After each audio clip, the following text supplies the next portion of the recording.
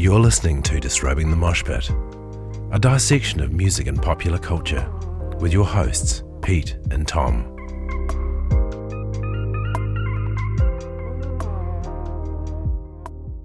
Hello. How's everyone going? Hi. You're with Tom and Pete.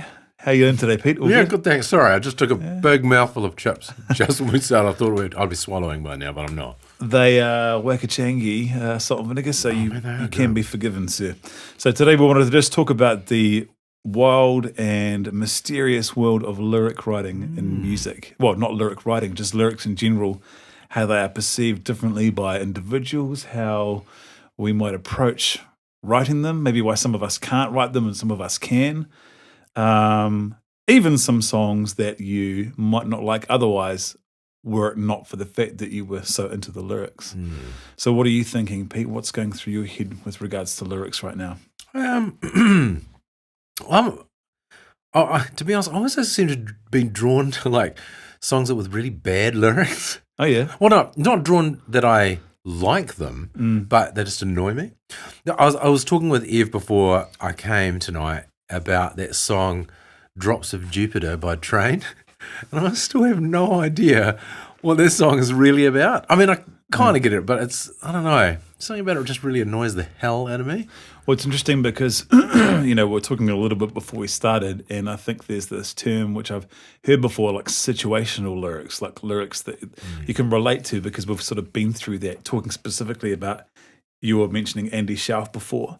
Andy Shelf, for those of you, many millions who are listening, who haven't heard him before, go check him out. Sort of like folk singer-songwriter stuff. Really amazing lyricist, but he's got this album which is basically documenting an evening, like sort of a blow-by-blow account of going to a party, being awkward. That song, Early to the Party. Yeah. It's a fantastic song, isn't it? Yeah, having an argument with someone. And I think, we've all been there. There's nothing too extraordinary about those lyrics, but they're just presented in a way that instantly I think is relatable. It's situational. You're put into you're put into the place. He paints quite a vivid picture of it. How does that happen though, Tom? Like, it's so relatable. And when you listen to it, that Early to the Party by Andy Shelf, you can totally picture the scenario that's happening, when he talks about go outside and smoke a cigarette. And you kind of, for me, I just see like a wall outside with sort of dim lighting and smoking a cigarette, and I can see myself in that situation. I've probably done it on numerous occasions, where you sort of at a party and you maybe slightly early and just like sift on outside and you're standing by yourself smoking. It's so relatable. Maybe that's part of his sort of special skill as a lyricist, is to only really use lyrics that he knows people can generally relate to. It's like you'd never say something remarkably outlandish because it would just be, too far removed from what most people, have experienced. So, I think there's a real kind of beauty in that, Totally. And using lyrics that are, kind of minimalist, kind of nothing too, the language isn't too heady. It's all stuff that is everyday stuff that we've all known. He's not trying to like blind you with metaphor and, trying to use metaphor is a big one. I reckon that's annoying. And I find it annoying because I tend to use it accidentally and I annoy myself and I write lyrics. So hard to I'm trying to be too metaphorical and it pisses me off that I'm like that. But then some people just nail it, I know. And that's the thing, like maybe I'm trying to be like those people that are really good at using metaphor in their song, and I use it and it just sounds like a steaming pile of turd. Oh man, yeah, totally. I was speaking of which, Tom, I just go back there to my Train Drops of Jupiter critique. I apologise if you're a massive Train fan and you really dig that song. That's my own personal opinion. For some reason, it just annoys the hell out of me. But you could totally love it, and that's totally fine too. Yeah, you do you. I think is the theme, I was talking with someone about lyrics. I say that a lot, I was talking with someone about You talk to a lot of people. Yeah, I just never stop. Is that how you spend most of your day, do you think? Evidently, basically going around. Just people on the street. Hey. Excuse me, sir. Yeah, but I think with regards to metaphor and that kind of stuff, and I think a lot of young lyricists, well, maybe not young's the wrong word, but when you're starting off, you could be tempted to, for those who write music, could be tempted to incorporate a lot of metaphor to the point where it sort of sounds like contrived, like as you were sort of saying. But I think you've hit on it there. It's when it seems contrived. Yeah, some people nail it, and we were talking before about Radiohead, and I've had this before where I was sort of going, well, they pull it off. For example, that song, Weird Fish's Arpeggio, and if we look at the lyrics to that, which I can pull up soon, and then we can sort of read out, it's pretty much all metaphor for sitting in the bottom of the ocean as this, watching everything go by, and I could never write something like that, and not sound like an idiot. It's when they make it sound so conversational. I mean, very difficult. It's so difficult, eh? Yeah. What would you consider a good lyric and a bad lyric? I don't even know if there's... Okay, yeah. Personally, I mean, it's always going to be very subjective, Tom. Like, I don't think we can really say, this is a really good lyric and this is a bad lyric for everyone. Yeah. But for you, like, how would you define that, do you think? It's an interesting one because a lot of it depends on the accent of the singer a little bit, for me, and a lot of it kind of depends on the rhythm of the thing as well. For example, if we're talking about rhythm, I think a lot of lyricists struggle not struggle, but part of their creative process is going, well, how does this fit in with regards to the flow of it? If we're thinking one comes to mind, which is that Spice Girls, If You Want to Be My Lover. And when you think about it, lyrics sound really unnatural if you stress words that you don't normally stress in that normal language. Like conversationally, if you want to be my lover, if you want to be my lover, like that flows naturally. Dun dun dun dun dun dun dun dun dun dun dun. That flows really well. That's like really well crafted, melody wise, word wise. If you want to be like the words just kind of flow really really well. But if you took it and stressed a different word, if you want to be my lover, if and my, like you don't talk like that. If you want to be my. So it just sounds quite odd. If you try doing that with any other kind of lyrics, the words that we naturally, I think, as English speakers, emphasize and stress, they're the ones that actually sound better when you're singing, like singing longer and stuff as well. But with regards to actually the lyrical content and the theme, man, I don't know, because you can get away with some pretty terrible actual lyrics, even that song, If You Want to Be My, I want to really, really ziggy zig ah. Oh, yeah, I mean, you could say, touched on that before. Yeah, you could say, well, I like lyrics that make sense, but that doesn't make sense. But a lot of people loved it. So Yeah. I don't know if it's for me, it is about that, but I'm not really a good lyricist. But you're someone I know who listens to lyrics because you sort of internalize them quite well because we've played a bit together and it comes much more naturally to you memorizing lyrics than it does to me. You telling me that I can memorize lyrics? Yeah. I'm terrible. You should know. Well, no, you're not terrible, firstly, but secondly, we've talked before about how people prioritize things with their listening. For me, lyrics have always sort of they've not really been at the forefront of what I'm listening for. Yeah. But with you, being a front person and a vocalist and someone who is doing the singing normally, you do tend to listen to lyrics. So you've probably got way more of a better opinion, valid opinion, or maybe that's the wrong word as well, formed opinion on what is a good word and what isn't a good word, lyrically. Well, I don't really know necessarily. For me, it's more how they fit together, how lyrics fit together with the music. Okay, things that really annoy me is when people try and drag out words to try and fit the melody, for example. That's something that really annoys me. I mean, I can't think of any examples offhand, but that's just something that... If you want to be my love. Yeah, like that, you know? You're purposefully stretching out a word to try and make it fit. Yeah. It's too forced, I think. Yeah, that does feel really unnatural, eh? But then sometimes it does work depending on the language. Totally. Yeah, totally. That's something that's interesting about not natural English speakers. Natural is the wrong word, but people who English is their second language. Recently, I've been going back to listen to old Sepultura stuff, which is, them being Brazilian, Portuguese being their first language, and hearing how, someone who, not a native English speaker, how they approach the rhythm of the lyrics. And there's some interesting things in there where you sort of go, oh, that wasn't very smooth or something like that, just because of how the singer Max Cavalera kind of approaches it. But, massive amount, like legions of fans, and really successful, great band who I really love. So, yeah, it's a tricky one. There's some people I think who maybe made it work. Yeah. I don't know. I think the attitude was there. The attitude was really there with those guys. So you can forgive them that for it. I was just thinking, actually, that just popped into my mind. There's a song called Coffee Mug by The Descendants. Have you ever heard that one? No. It's a really short song. It's probably like about a minute and a half long. It's a shame we can't play it. Maybe we'll go back and sing it. Yeah. I can't. It's so quick. Oh. But it's about a coffee mug. I mean, I don't know. Is it relatable? I'm not sure. I mean, I think I loved it purely because it had the energy, but... Yeah. I just don't know how important you can try that and fail at it probably pretty miserably. But, totally. Just if you're singing about something that's kind of stupid. Do you think it's genre related though? Do you think it becomes less important? Well, yeah. I mean, I'd pains to say that it's less important, but it certainly becomes more at the forefront for more ballady type songs or songs that are more, say, acoustically driven. Say, for example, like Aldous Harding.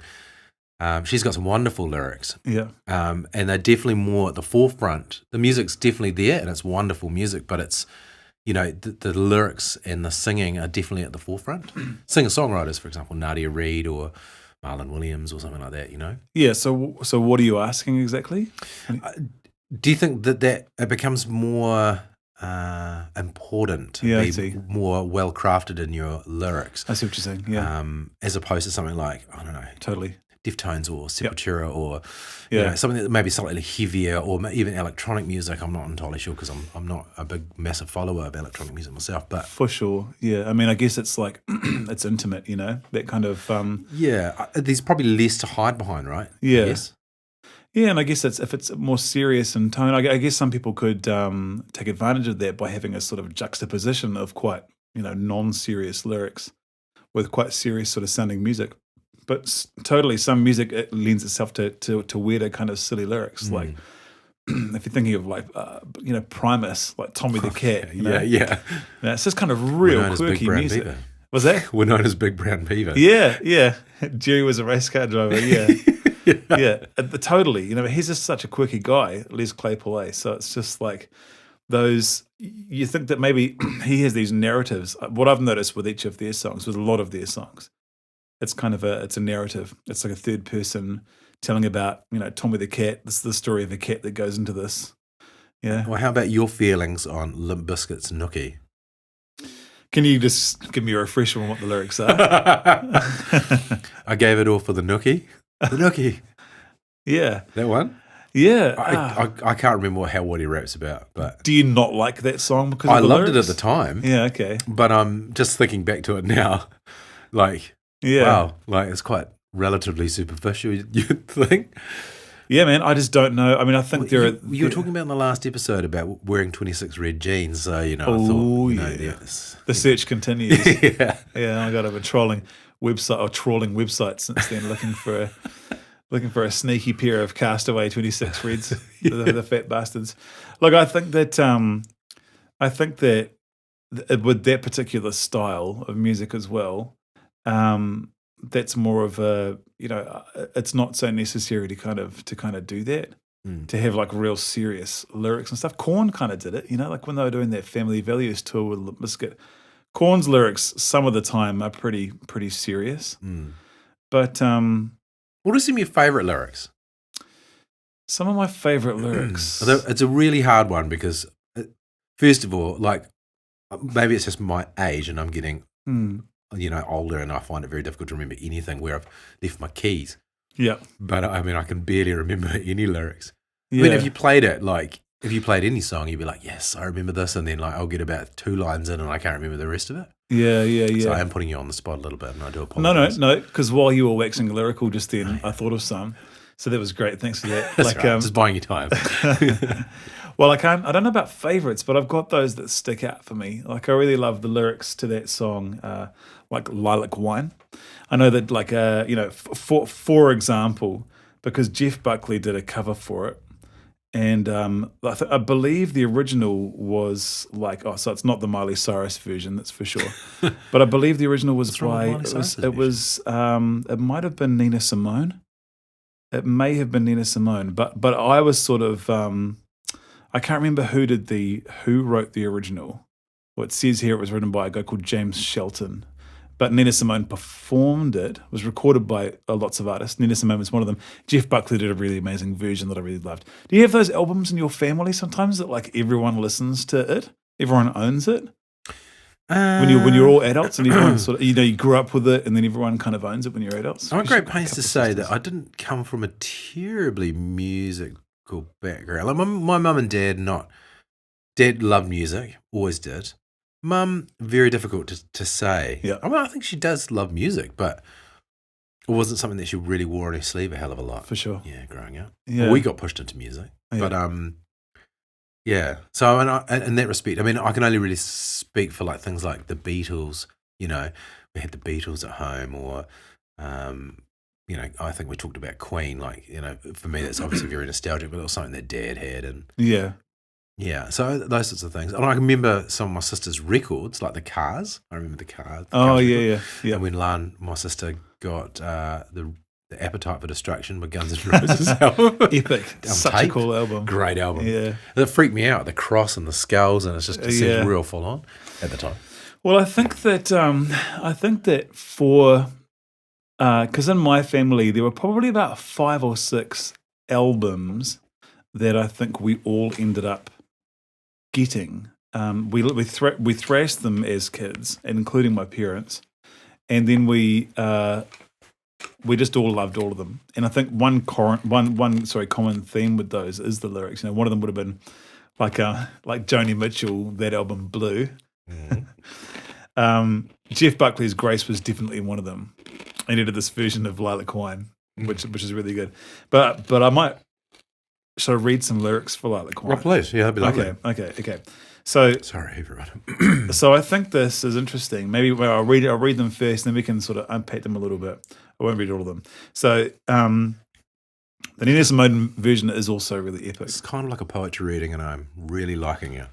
Awesome. Okay, here we go. I lost myself on a cool, damp night. I gave myself in that misty light, was hypnotized by a strange delight under a lilac tree.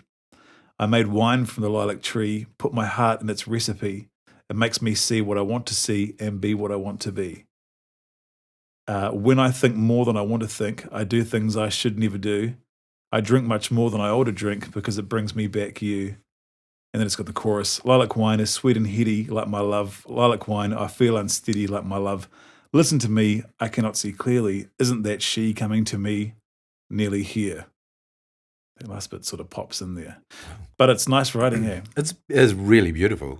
Thank you. I'm not sure if it's the lyrics or the way you read it, to be fair. Delivery would be... I think delivery, 80% of that at least. That's a big part of it. You probably need a cigarette after that, yeah. I mean, I don't know, because that's kind of like, that's a whole bunch of things, really. It's lovely, actually. Let me ask you a question. Who do you think did it better, Jeff Buckley or... Was Nina Simone that did... No. Oh, sorry, you're talking about Hallelujah. Yeah. Oh, Leonard Cohen. Leonard Cohen. Yeah, I don't remember that. Who do you think did it better? Well, the first time I heard it was on that album, Grace.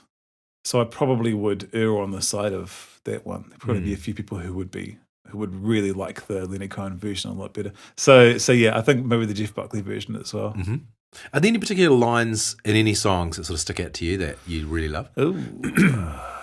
There's a version in that Hallelujah, there is one line, and again, it's like a situational thing, and I think it's like, you held me there and you cut my hair, something like that. Yeah. What's that line? It's like, she put me in the kitchen chair, held me down, she and tied me to a kitchen chair. Yeah. She broke your throne and she cut your hair.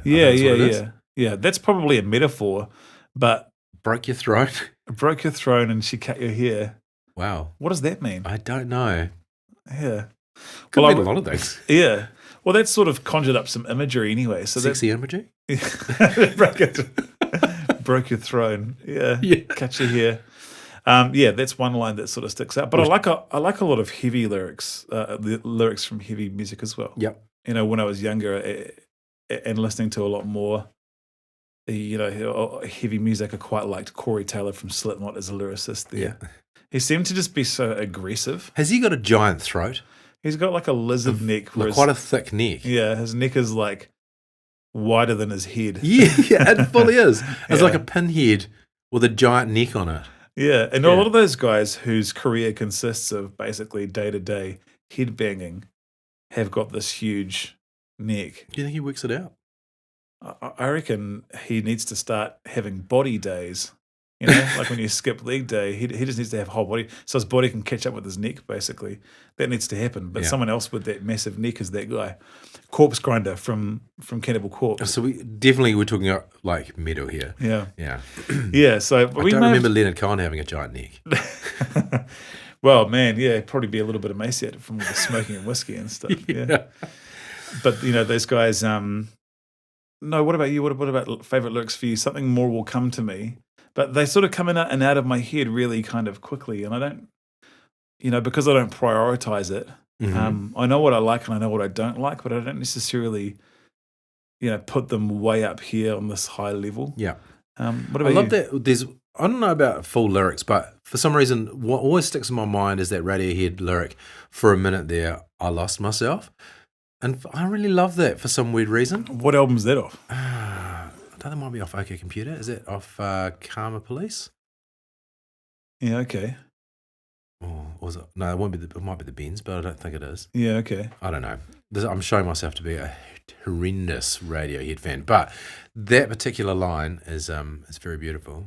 I was thinking of another one that's like kind of like these top 40s that do well despite having like, really not particularly impressive narratives. Right. And one of them was that Presidents of the United States of America with that Peaches song. Oh, yeah. Millions of peaches, peaches for free. And it's like, that was a number one hit, man. This is a guy talking about his favorite fruit. That's basically, and then describing how it's made. And like had a 3-string guitar and a 2-string bass or something. Yeah. Yeah. Peaches come from a can. But again, that's like so much the attitude, eh? Have you heard the song by Aldous Harding, Horizon? I think a lot of people like Aldous Harding take quite a lot of pleasure in people probably interpreting lyrics differently, right? They'll probably be going like, if you ask them what they're about, they might be reluctant to actually tell you. I've come across that a bit with interviews with artists, and you read about them and they'll say, oh, well, the lyrics are personal, but I want them to be personal for everyone. So it's good if people can associate them with their own kind of story. Totally. What was I going to say? How about the lyrics, step by step, ooh, baby, gonna get to your girl? Yeah.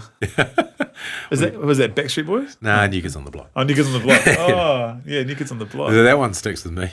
What a great lyric that is. Yeah. Yeah, New Kids on the Block. Oh, big hit for me. So many classics, eh? Yeah. I mean, I'm not talking about them in, lyric, glowing terms of lyrics. I did enjoy them at the time. One thing that's kind of interesting that's happened with hip-hop, because with hip-hop, the lyrics tend to be, it goes through phases, I guess, since it started, and, a lot of it, when you look at people like Tupac and people like that talk about life as it was coming up where they did, and a lot of the realities, harsh realities of growing up in that sort of place, and but then they became quite materialistic, like kind of somewhere along the way they started talking a lot about like, this is what I have, and it's like bitches, drugs, guns, cars, this kind of stuff. And that's cool. Like whatever kind of like rocks your, whatever floats your boat. But this guy XXXTentacion, did he come across your radar at all? No. So he's kind of like a SoundCloud rapper, and I think he was kind of a little bit of a dodgy character. Like he had some, he died. I think he got shot by a guy.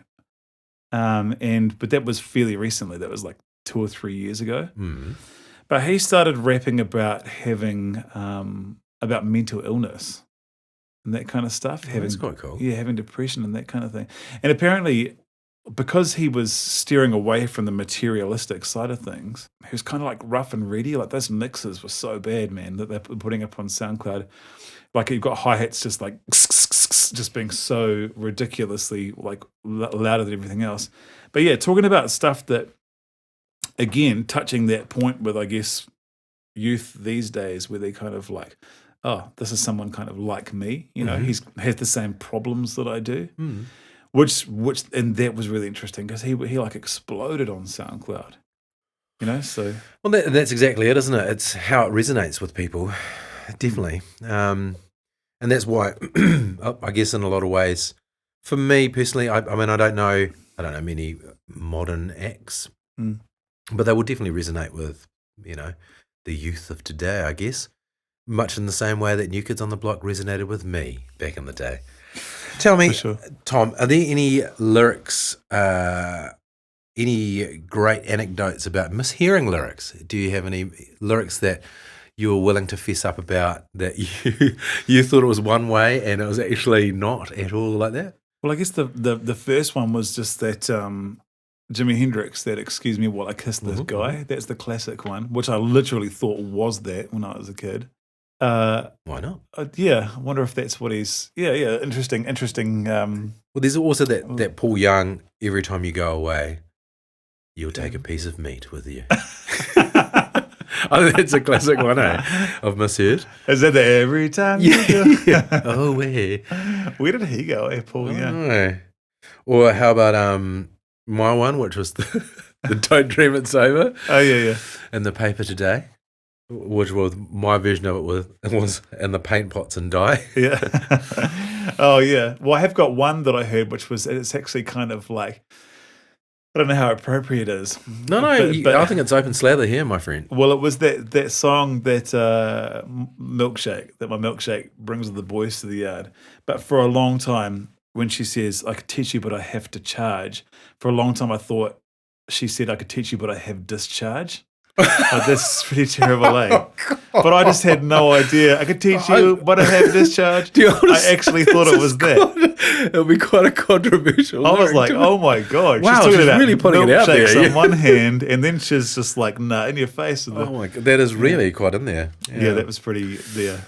Eve was telling me about one that she thought of, a misheard lyric was that Feist song called Graveyard, I think it is.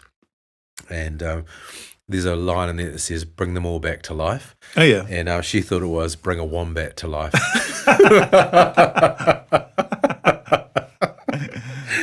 That's good. Yeah. Was Smooth Operator. A friend of ours thought it was Smooth Bopperaya, which it's That's true. which I think a lot of people do. Let's all fess up now that when we don't know the lyrics, we just mouth a word that is well, it's not even a word, just a sound. Just a sound that sounds very similar to the lyric. Could be multiple words in one.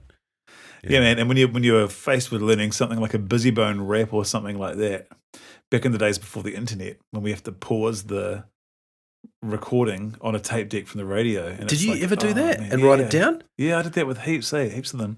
I remember doing it with Gangster's Paradise for Coolio. Yeah. That was actually a hard one because he says stuff like,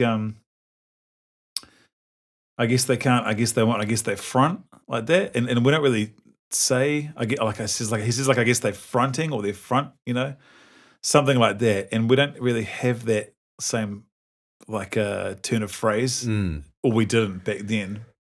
When I was just a grommet, so it was just like I just had no idea what they're saying, so you had to kind of make it up. You got to imagine how hard it is for non-English speakers who learn English by listening to pop songs, and then just sort of figuring them out, you know. Yeah. But yeah, that was a challenging one. So, did you ever get all really excited when you get an album and you love the artist, amazing, and the lyrics were in the sleeve? Yes. Oh man, that was so good. It was like someone gave you a double Christmas present because there's the album and the lyrics are in there as well. Yeah. And I didn't have to stop and play the tape over and over and rewind and go, what is he saying there? I've got no idea what he's just said or she said. It's one of these things, where I think that the internet, the dawn of, being able to just punch in the song, punch it into Google and get it straight away, kind of has affected how we sort of view maybe that kind of thing. For better or worse, do you think? Yeah, well, I don't know if it's for better or worse, but it was exciting when you get the lyrics there and reading through. But I would never do that with a song these days. I'd never go and. Well, you don't have to, because you can go onto Google and. Yeah, I mean, like I don't even mean going onto Google. Sorry. I mean, I wouldn't even go onto Google to look up lyrics necessarily. How about if you're singing them though?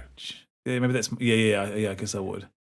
But I think like I wouldn't have been singing them back then, but I would have wanted to go on to know what they're talking about. Like you're in the shower, you've got your boombox on. Yeah. You want to know. I'm in the shower. You would laminate the sheet. In front of in my head in front of 100,000 people. Yeah. Every night. Yeah. Yeah. That was the ultimate dream though, right? Yeah. To play in front of a massive amount of people and they just love your music. I don't know. I'd feel a bit weird about that actually now. Yeah. It's I feel a bit embarrassed. I'm embarrassed about me talking and then my lyrics, which is like you're really putting your whole personality out on display. Yeah. And people really don't like it. Well, I do have a funny story actually, speaking of anecdotes, about trying to write lyrics. Because when I was a teenager, I had like a notebook of lyrics that I tried to, I guess, formulate a bit of a common theme with. But like my mum found them and she was horrified. It's funny you should say that because I'm sure my mum found my lyric book when I was a teenager too. Oh yeah. It's all teenage angst and totally. Yeah. How depressed I was at the time. Yeah. You sort of. I think like it was quite an important. I don't know if she reacted the best way. Just sort of being horrified. I mean, I don't know if I sort of read my kid. It wasn't anything particularly egregious. It was just sort of like angry, sort of. I was listening to lots of new stuff and raging against something. Yeah, like Rage Against the Machine kind of thing. Yeah, similar. Another great lyricist. Oh yeah, Zach De La Rocha, man. Like because I've revisited that like Evil Empire. Yeah, and his lyrics are so cool. Do you reckon they're quite timeless too, eh? Yeah. Like, and you could apply a lot of what he says to now. Like, it hasn't really changed a hell of a lot. Yeah, I really like his stuff. But I think like, so back to that lyrics notebook thing. I think I was just sort of trying to express myself a little bit, get a bit of that angst out. Mm-hmm. Maybe I'd like to think if one of my kids did that same thing, I'd sort of see it for what it really is, which is not like oh my God, my kid's a psycho. Yeah. But more like it's an expression kind of outlet. My mum termed it as defeat music. So why are you writing this defeat music?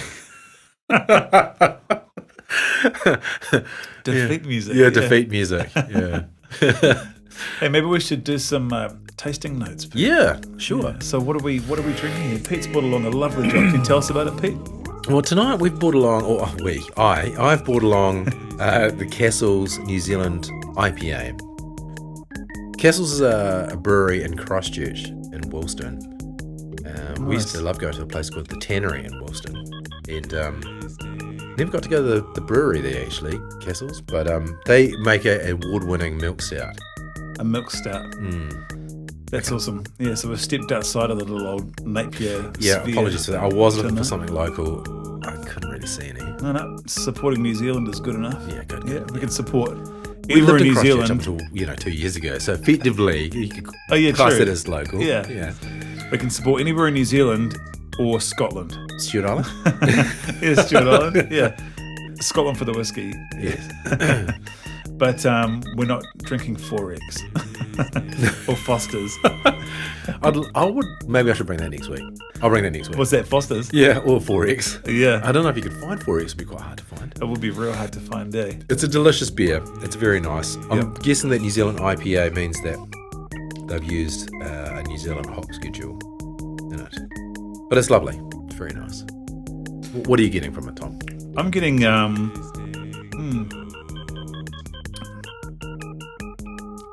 just sort of like a caramel, a kind of. I think I said kiwi fruit last time, eh? Maybe just all beer tastes like kiwi fruit to me. You also said that it smelled like weed when we opened it. Oh no, that was that last one. Yeah. This one I don't get that from. I get like a little bit of like Marmite on the nose with this one. Tropical fruits? Marmite? Or tropical fruits, yeah. Well, I guess just the peanut multi butter. kind Getting some of peanut butter in there, it's lovely, Yeah. A little bit of that sort of umami I sort of get from this one a little bit. That you get from that kind of yeasty spread. Is that like the sixth? God, I can't even say taste. it. Yeah, taste. That's what it is. It's like salty, sweet, sour, savory, and MSG. Yeah, umami. Yeah, basically, umami is. Yeah, but it's good. Good. Thanks, Castles. Thank you very much. Yeah, brother. a lovely drop there. Thank you, Pete, for bringing some. Oh, you're welcome. So if we're gonna wrap this up a little bit soon, what would you say your go-to is that you know the lyrics to that you're going to dial in a karaoke type scenario? Oh, that's a really tough question. I don't know. I think it's situational for a start. Would you play it safe and go, I'm going to do something that I know the lyrics to? Like Silverchair. Okay. Like for some reason, I nice. memorized Silverchair to death when I was at school. Awesome. And I probably would know every single lyric from Frog Stomp. I'm not going to display it now, but I'd say it'd be fairly close. That's cool. Yeah. How about you, Tom? Well, every time I go on karaoke, I seem to, every time I have done something on a karaoke, someone pulls out a camera and then sends me a video afterwards of me doing it and giving it 100%, and then other people's reactions, which are horrified. So it's kind of like the camera pans around and like, oh, yeah. Exactly what I was thinking in my head. The camera panning around, there's you giving it hundy. Yeah. Big veins popping out of your forehead. Yeah. And then everyone's like, sitting around with people, kind of David Brentish. Oh my God, yeah, pretty much. People just going around this, what the hell am I watching? This is just disgusting. But there was this one time where I got quite comfortable with It's Not Unusual by Tom Jones. Yeah. And then I was at some situation about a month afterwards, and there was karaoke, and I was like, oh, yeah, there's no one here from the same party. Yeah, maybe I'll do that same song again. And they're like, oh, I know that song pretty well. Yeah. I did that again, gave it my all. And then there was a third time that I did it at another thing, and I was like, oh, yeah, 3 different crews. No one's seen me do this before. Reckon I can pull it off. And I did it, and then someone came up to me and they said, I've seen you do that 3 times. Do you do any other songs? And I was like, oh, man. Oh, no. Do you know you're on YouTube? I'm pretty sure the third time I did it, I got up and I said, sorry if I make any mistakes. I haven't done this before. And Jesus, that backfired. It's great. I'd like to say that was one of the mistakes of youth, but it was last year or something. What's that Mariah Carey song? It's like Sweet, Sweet Medicine Baby or something. Oh, yeah. Is that actually the lyric? Sweet, sweet medicine, baby. Oh, yeah. See, again, misheard lyrics. Yeah. Sweet, sweet medicine, baby. Yeah, that's right. Medicine. Is it medicine, baby? I don't know. It must be. It probably isn't. But I'm really terrible with that sort of thing. Yeah. Speaking of, just quickly, the misheard thing as well. Back to that Spice Girls song. Like, you misheard Zigga Zig Hard, didn't you? It's not Ziggy Zig Hard. It's that making loves forever. That line there. Do you like that bit where they say get it on in the background? I love any bit of any song where they say get it on in the background. But when she says making loves forever, I was like, okay, let's break this down. Is this making love is forever? Is this making love if you call someone a love, like hello love, forever. And then you're making loves, like making friends forever. There are a few different ways that can kind of be interpreted. Yeah. But I can't figure out what is it, or is it just mean permanently having sex?